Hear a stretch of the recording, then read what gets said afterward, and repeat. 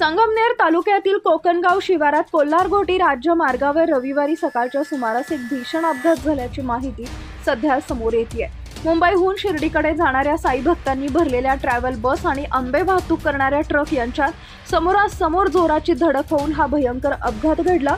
शिर्डीला जाणाऱ्या बस अपघातामध्ये बसमध्ये बसलेल्या 12 जणांसोबत जे काही भयंकर घडले ते ऐकून तुमच्याही अंगावर काटा येईल।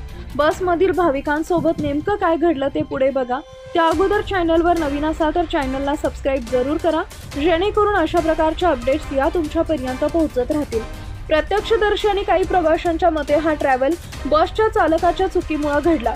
ट्रॅव्हल चालक ओव्हरटेक करण्याच्या प्रयत्नात होता, त्यावेळी समोरून येणाऱ्या ट्रकची बसची धडक झाली।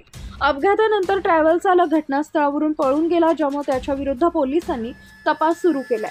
ट्रॅव्हल बस शिर्डीकडे जात असताना कोकणगाव शिवारात साधारणतः 12 ते 13 किलोमीटर अंतरावर ही दुर्घटना घडली। अपघाताच्या तीव्रतेमुळे ट्रॅव्हलरच्या क्लीनर साईडला बसलेल्या प्रवाशांना गंभीर दुखापत झाली, तर ट्रकचा क्लीनर वाहनात अडकून पडला होता। अपघात इतका तीव्र होता की दोन्ही वाहनांचं मोठ्या प्रमाणात नुकसान झाले आणि ट्रकमधील आंबे रस्त्यावर पसरले। मुंबईहून शिर्डीकडे जाणाऱ्या साई भक्तांनी भरलेल्या या बसच्या अपघातामध्ये 3 जणांना आपला जीव गमवावा लागला व इतर 8 जण यामध्ये गंभीर जखमी झाले।